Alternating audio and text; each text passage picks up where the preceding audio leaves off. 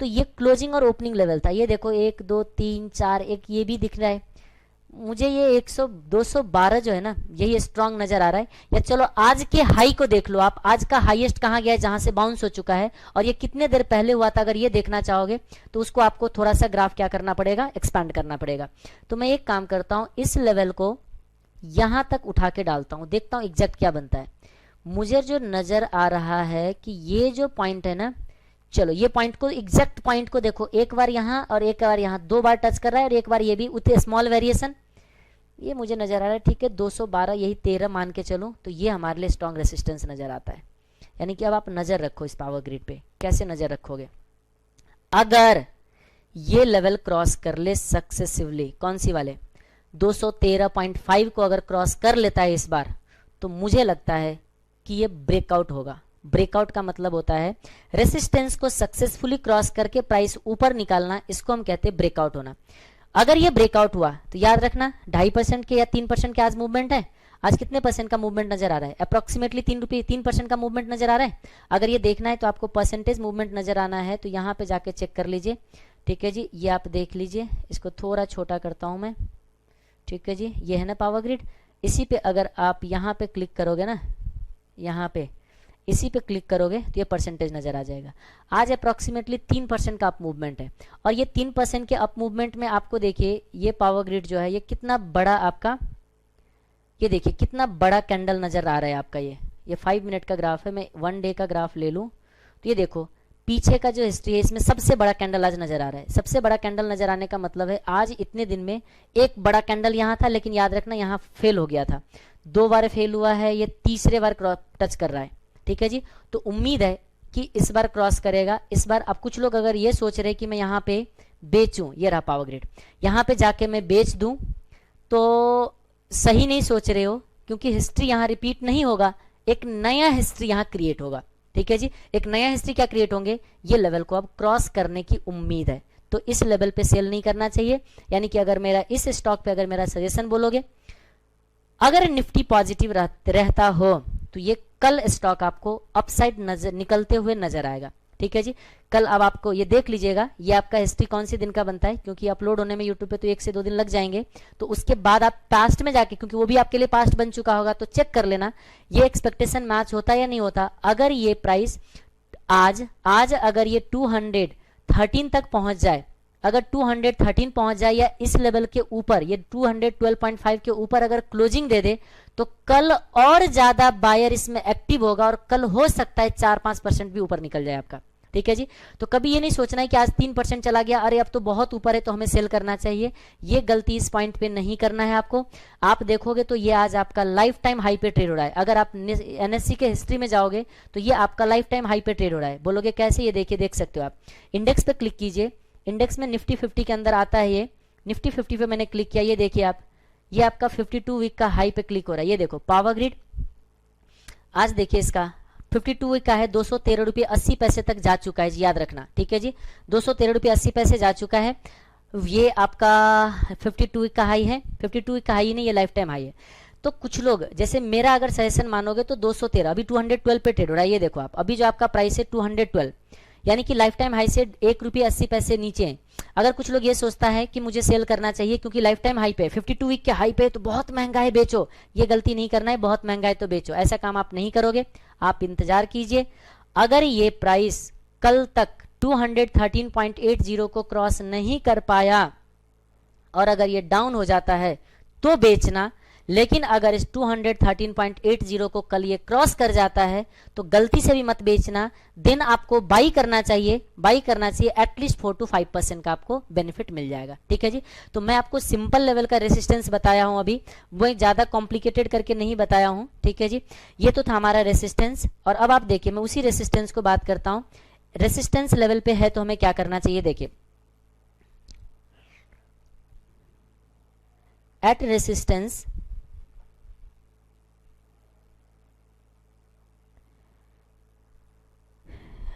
इसको ऐसे लिखते हैं जी, प्राइस जहां पर ट्रेड हो रहा है मैं उसको एक लाइन में लिख देता हूं, क्या कहना चाह रहा हूं मैं, ये देखिए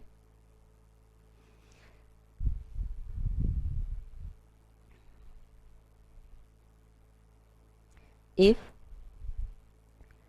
price of share is at resistance level और below resistance level। ध्यान से रखना, मैंने कुछ बोला है एट और बिलो। एट किसको बोलोगे? मैक्सिमम प्राइस जो होगा ना उसको आप रेसिस्टेंस बोलना। जैसे अभी के केस में अगर मैं बोलूं तो 100.5 गया था, वो मैक्सिमम प्राइस को आप रेसिस्टेंस बोलना। ठीक है जी, तो हम कह सकते हैं एट रेसिस्टेंस लेवल और बिलो रेसिस्टेंस लेवल। अगर ऐसा है तो आपका एक्शन क्या होना चाहिए, बताना कोई मुझे। अगर ऐसा चीज है तो आपका एक्शन होना चाहिए, याद रखना वो चीज थोड़ा सा और भी आपको टेक्निकल को यूज करना होगा। ये इनिशियल लेवल का है, नहीं तो फिर जल्दी से जाके इसको ट्राई मत कर लेना, नहीं तो सब डूब जाओगे। मैंने आपको दिखा दिया है कि जब ये रेसिस्टेंस क्रॉस करता है तो ऐसे मूवमेंट होता है कि आप बच नहीं पाओगे। जब तक आप पलक झपकेगा तब तक आप रोड पे आ चुके रहोगे। याद रखना, रेसिस्टेंस को क्रॉस करेगा तो प्राइस का जो फोर्स होते हैं बहुत ही तेज फोर्स होता है, ये चीज हमेशा याद रखना आप जी। तो मैं एक्शन जो आपको दे रहा हूं ये फेल होने वाले के लिए, जहां पे आपको लगता है कि बार बार रेसिस्टेंस है। हाँ, बहुत लंबा, जैसे मैंने अभी दिखाया आपको कि बहुत लंबे दूरी का अगर रेसिस्टेंस है तो वो क्रॉस करने की चांसेस ज्यादा होता है। अगर हिस्ट्री नियर फ्यूचर का है देन ये चांसेस है कि हिस्ट्री रिपीट होगा। ठीक है जी, तो एक्शन ये रहेगा कि आप सेल करना। ठीक है जी, एक्शन ये रहेगा सेल करो, लेकिन ऊपर चला जाए तो सेल नहीं करना है। ये सेल करोगे विथ स्ट्रिक्ट स्टॉप लॉस। यहां पे स्टॉप लॉस नहीं अगर सेट किया तो डूब जाओगे, याद रखना। और स्टॉप लॉस का गैप थोड़ा ज्यादा रखना पड़ेगा, क्योंकि जब रेसिस्टेंस ब्रेक करते तो जो इसका फोर्स होता है वो ज्यादा फोर्स होता है। तो ज्यादा फोर्स में क्या होता है, अगर आप स्टॉप लॉस क्या करते हैं, स्टॉप लॉस अगर आप प्लेस करते हो तो आपको पता है स्टॉप लॉस तब काम करते हैं जब हमारा, जैसे मान लीजिए कोई पहले से बाय सेल करा हुआ है तो उसका स्टॉप लॉस ऊपर की तरफ जाएगा, और वो आप पहले ट्रिगर प्राइस डालते हो, ट्रिगर प्राइस पहले आता है, देन आप लिमिट प्राइस डालते हो। अगर किसी को स्टॉप लॉस सेट नहीं करने आता है तो जो मेरा नॉर्मल वीडियो है स्टॉक एक्सचेंज का उसको जाके देख लीजिए, स्टॉप लॉस कैसे सेट होगा वो आप देख सकते हो। तो एक लिमिट प्राइस जो होगा वो ऊपर डालते हो ट्रिगर, क्योंकि जिधर की मूवमेंट होता है पहले ट्रिगर होता है देन लिमिट जाते हैं। अगर डाउन साइड मूवमेंट के लिए अगर आप क्या कहते हैं स्टॉप लॉस सेट कर रहे हो तो पहले आपका ट्रिगर होंगे देन लिमिट नीचे जाएगा, लिमिट प्राइस नीचे ट्रिगर प्राइस ऊपर। होता क्या है, अगर आपको समझ आता है स्टॉप लॉस में ट्रिगर प्राइस और लिमिट प्राइस, तो वैसे मैंने तो बहुत अच्छे से समझाया हुआ है, फिर भी कुछ लोगों को अगर इसका लॉजिक ना पता हो तो मैं आपको लॉजिक दे दूं, क्योंकि तब जाके समझ आता है कि स्टॉप लॉस का गैप क्यों ज्यादा रखना चाहिए। क्योंकि ये खतरे वाली ट्रेडिंग है, ये जो ट्रेडिंग है बहुत खतरनाक ट्रेडिंग है। सेल करना बहुत खतरा लेना है, क्योंकि ये वाले सिचुएशन इतना, मैंने ये वाले सिचुएशन पे आप ट्रेड कर रहे हो, ये वाले खतरे की मोल ले रहे हो आप। ध्यान से देखिए, मैंने किधर दिखाया था अभी, एक मिनट 10-5 मिनट 3 मिनट वाले दिखाया था ना। आप देखो अगर आप सेल कर रहे हो तो ये वाले खतरा मोल ले रहे हो आप। ये देखो इस रेसिस्टेंस पे आप यहाँ पे अगर बेच रहे हो, इसका मतलब ये बड़ा सा आप देखो 10,000 का, 6 मिनट के अंदर 10,000 का लॉस हो सकता है आपका। तो ये जो फोर्स होते हैं ना, इतना तेज फोर्स होता है यहाँ पे कि अगर स्टॉप लॉस आप सही से नहीं लगाओगे तो डूब जाओगे। देखो आप जी, देखो ये लेवल को क्रॉस करा, देखो जिसको हमने यहाँ पे टच करके रखा था, ये देखो आप 3, 3, 6, 3, 9, 3, 12, 3, 15, देख रहे हो। यहाँ बायर सेलर क्या है, नर्वस है, ना बायर एंट्री लेना चाह रहा है, ना बायर एंट्री लेना चाह रहा है, ना सेलर वहां पे बेचना, मतलब ना सेलर एंट्री लेना चाह रहे हैं ना बायर से एंट्री लेना चाह रहे हैं। देख रहे हो, ये पॉइंट जो होते हैं नर्वसनेस वाले पॉइंट होते हैं, और जब वॉल्यूम नीचे देखोगे ना वहां का वॉल्यूम हमेशा कम होता है, क्योंकि वो पॉइंट जो है ये दोनों के लिए कंफ्यूजन वाले पॉइंट है। कोई इसमें कंफ्यूजन है अभी, लेकिन यही अगर ये जो मैंने ऊपर जो लाइनिंग लगा दिया, अगर गलती से फोर्स के साथ ये निकल जाए देन कॉन्फिडेंस के साथ बायर एंट्री लेगा और सेलर भागेगा। वो जो पॉइंट होते हैं ना, उस पॉइंट में आपको भी पार्टिसिपेट करना चाहिए। जैसे ये देखो, ये लेवल जब निकला था ना तो आपको भी भाग के एंट्री लेना चाहिए था और 2-4-5 हजार रुपया लॉस गेन बुक करके निकल जाना चाहिए था, अगर फ्यूचर ट्रेड करते हो तो। ठीक है जी, तो यही चीज होता है। तो आप जब भी ट्रेड करते हो, तो मैं फिर से रिपीट कर रहा हूं, मैं आपको जो भी कुछ बता रहा हूं उसको यूज कीजिए, एक बार जानिए। देन अब कुछ लोग, अभी मैंने जो आपको बताया है रेसिस्टेंस को बताया मैंने, कब रेसिस्टेंस ब्रेक होगा उसके लिए टेक्निकल एनालिसिस की जरूरत पड़ता है।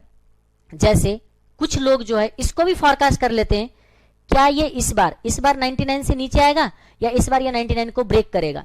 ये जो चीज है उसके लिए हम लोग टेक्निकल एनालिसिस यूज करते हैं, जिसको हम लोग कहते हैं मैकडी कन्वर्जेंस देखेंगे। ठीक है, आरएसआई यानी कि क्या कहते हैं इसको,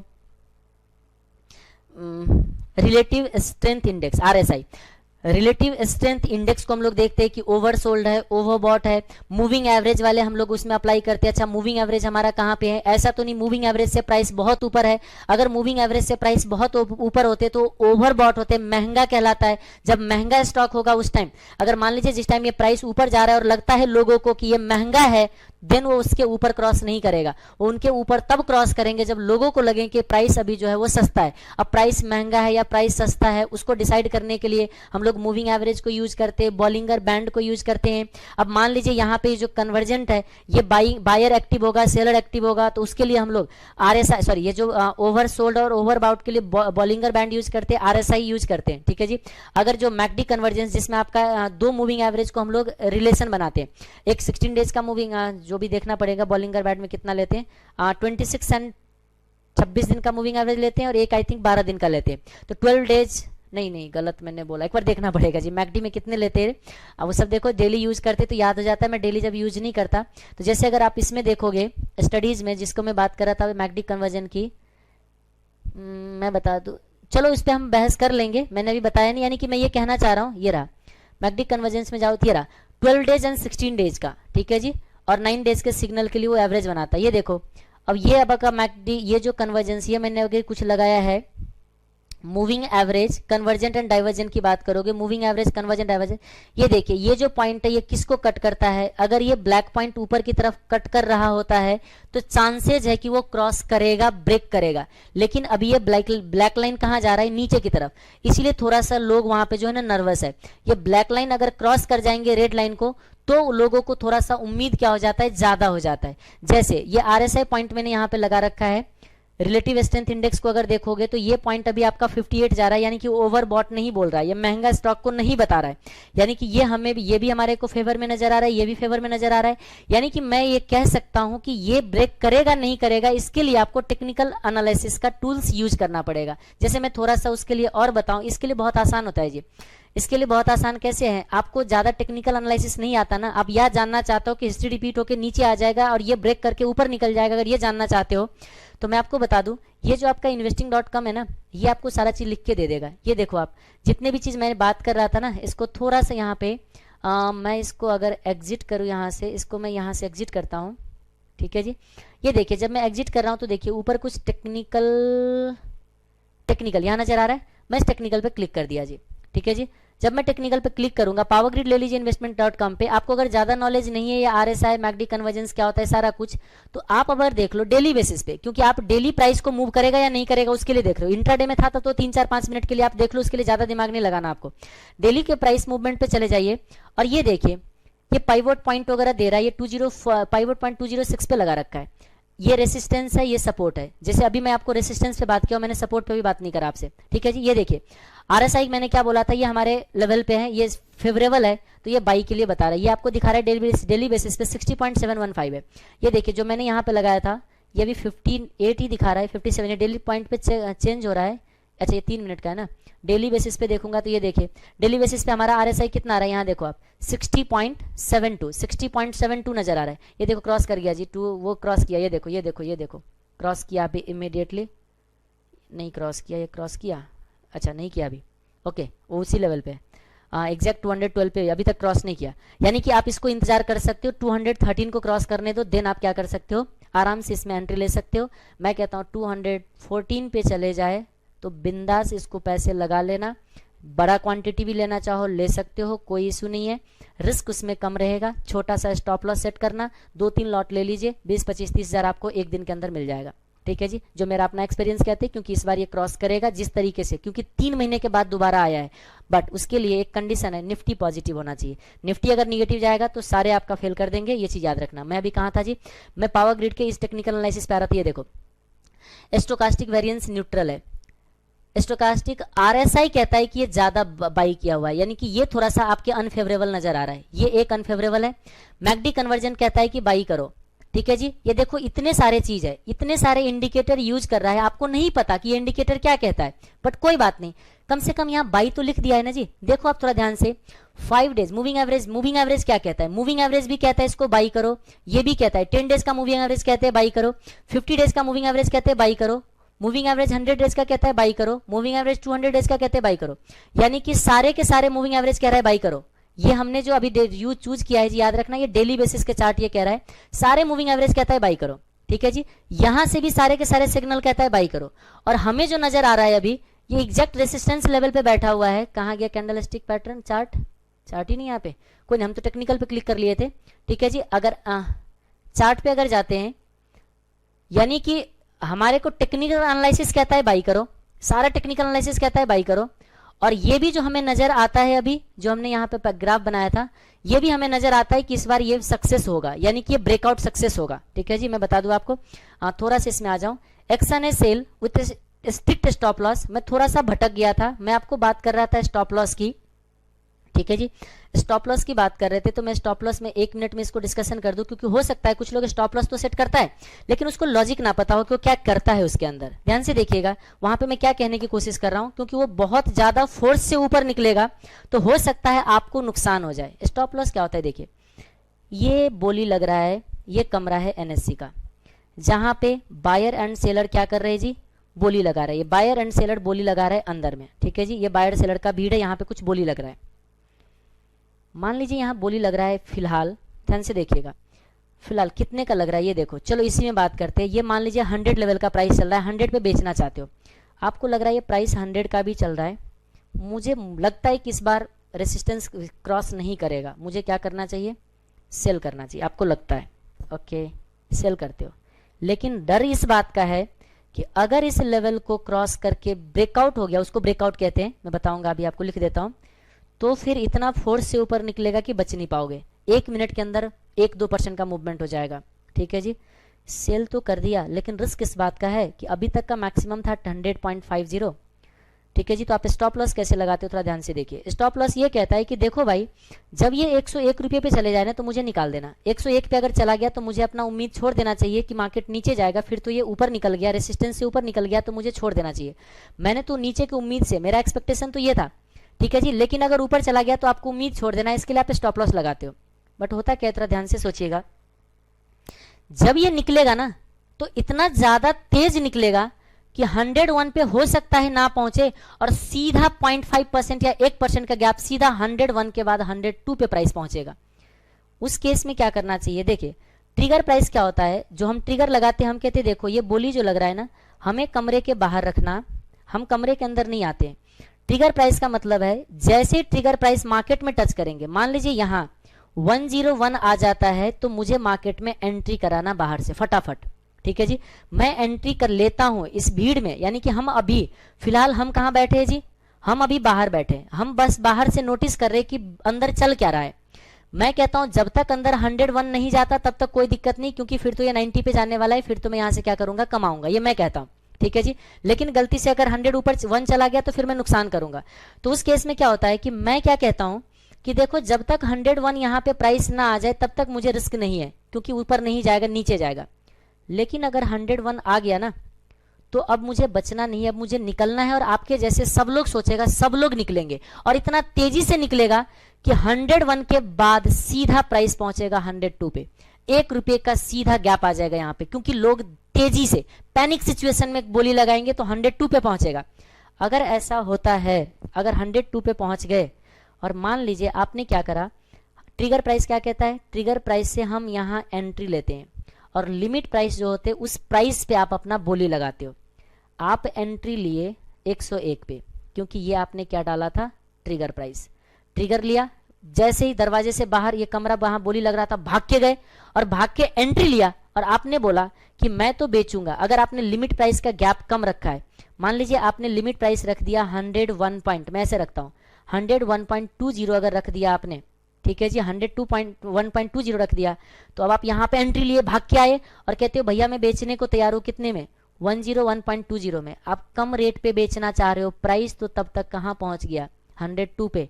आपका कोई सामान खरीदने वाला आप बेचना चाह रहे थे कितने पे, खरीदना चाह रहे थे ना, क्योंकि हम तो बायर है ना, क्योंकि हम सेल कर रहे थे, बाई करना चाह रहे हो, गलत मैंने बोला जी, क्योंकि आपका बाई की तरफ स्टॉप लॉस है। आप कह रहे हो कि मैं 101.2 पे खरीदना चाह रहा हूं और मार्केट में तो खरीदार कितने पे पहुंच चुका है, 102 पे, अब आपको नहीं मिलेगा। अब मान लीजिए 102 से पहुंच गया 103 पे, गए आप, 104 पे पहुंच गए आप, क्यों? क्योंकि आप तो प्राइस लगा के बैठे हो कितने, 101.20। इसीलिए जब ऐसे रेसिस्टेंस पे कभी भी ट्रेड करो तो ट्रिगर प्राइस और लिमिट प्राइस के बीच में थोड़ा सा गैप बड़ा रखना, क्योंकि इसका मतलब ये रहा कि 101 होते ही भाग के एंट्री लो और सामने वाले को बोलो कि जितना चल रहा है उतने मुझे दे दो, तो आप एक 101 की जगह 102 रख दो, 1% का गैप रख दो, कोई बहुत बड़ी बात नहीं है, जो प्राइस मिलेगा उतने पे ट्रेड हो जाएंगे। अगर बाई करना चाहते आप